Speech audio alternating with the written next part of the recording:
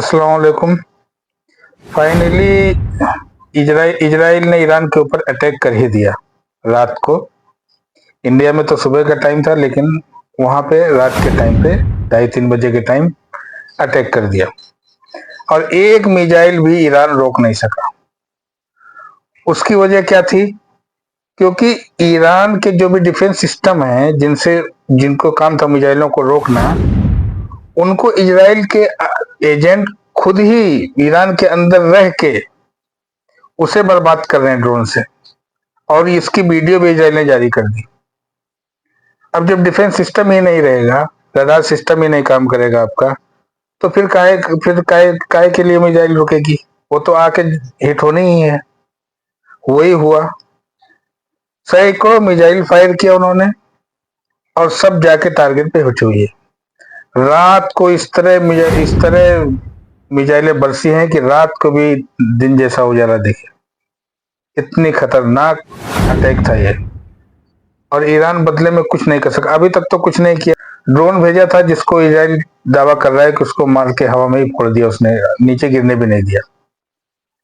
उससे काम चलना नहीं है। ईरान धमकी तो बड़ी बड़ी बड़ी बड़ी धमकी दिया,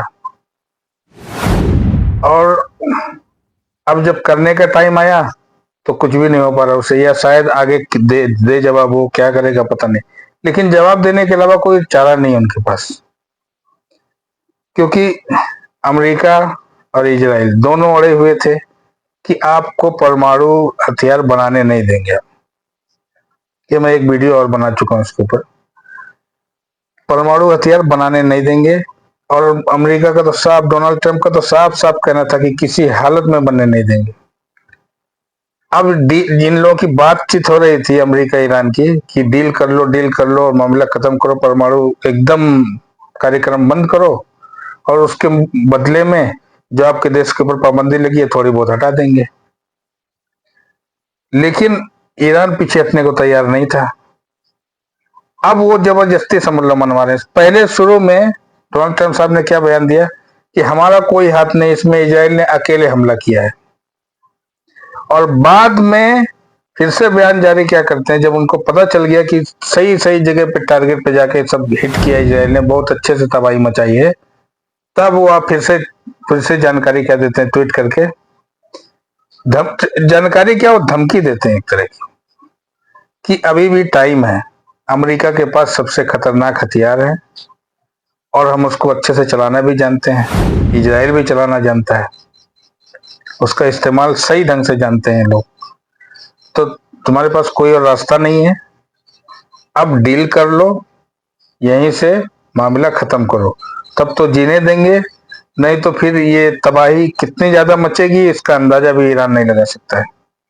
अब तो धमकी भी आ गई है, और इजराइल एक बार अटैक करके माना नहीं, रात को तो अटैक किया ही किया, दिन में भी किया, उनके एयरपोर्ट पे कर रहा है, अलग अलग परमाणु साइट पे कर रहा है। मतलब अभी भी हमला उसका जारी है। और वो क्या बोल के कर रहा है कि ईरान ना अटैक कर दे हमारे ऊपर, इसलिए हमने अटैक किया अपने बचाव में। अभी तक जो दुनिया चलाने के लिए जो यूएन बना, वर्ल्ड ऑर्डर बना, जो भी कानून बनाए गए, इंटरनेशनल कोर्ट, सब सब कुछ दूसरे देशों के लिए है। इजराइल पे आके सब फेल हो जाता है, क्योंकि अमेरिका की तरफ से और यूरोप की तरफ से खुली छूट इजराइल को मिली हुई है। वो कुछ भी करे कोई बोलने वाला है नहीं। इतने लोगों को मार रहा है फिलिस्तीनियों को, कोई कुछ बोलने वाला नहीं। अब जाके ईरान पे मार रहा है, कोई कुछ बोलने वाला नहीं। बोलने वाला क्या, ईरान की तरफ से कोई है भी नहीं फिलहाल, अलग थलग पड़ गया ऐसे ही लग रहा है। और इतने गद्दार ईरान के अंदर, ओहो। अभी थोड़ा दिन के पहले आप लोगों ने सुना होगा, इस्माइल हानिया को उन्होंने मारा, इजराइल नहीं मारा।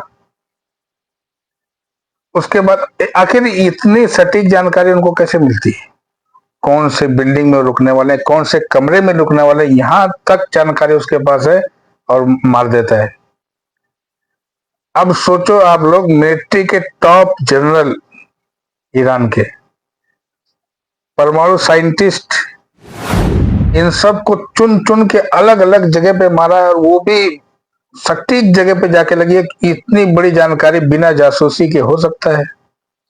कैसे पता कि मिलिट्री के जनरल कहाँ रुकने वाला है? एक आम मिलिट्री वाले के बारे में आदमी, जो छोटे मोटे पोस्ट पे होते हैं उनके बारे में पता नहीं चलता है आदमी को।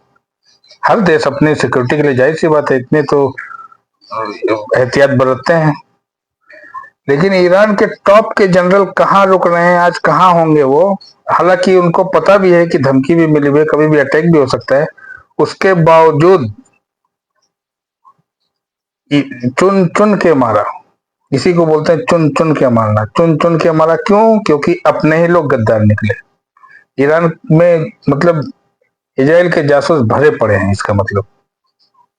जब चाहता है, जहां चाहता है, जिसको मार देता है, कुछ भी नहीं होता है। अब ईरान इसके बदले में क्या करेगा? पलट के कितना बड़ा हमला करेगा या चुप बैठ जाएगा? जिस परमाणु हथियार को बनाने के लिए इतने साल से वो पाबंदी झेल रहा है दुनिया भर की, अब तो उसको भी मिटाने के लिए अब जबरदस्ती कर रहे हैं। जाहिर सी बात है, अब तो जबरदस्ती कर रहा है अमेरिका, अमेरिका इजराइल। अब या तो यहीं से खत्म हो जाएगा, चुप मार के शांति से ईरान बैठ जाएगा, या तो पलट के जवाब देगा। अब ये कितना बड़ा जवाब दे सकेगा, क्या होगा पता नहीं। अब देखिए आगे क्या होता है। अब तो इजराइल को तो जो करना था उसने कर दिया, उसने करके दिखा दिया। अब ईरान बदले में क्या करेगा पता नहीं। चलो भाई, मिलते हैं नेक्स्ट ब्लॉग में।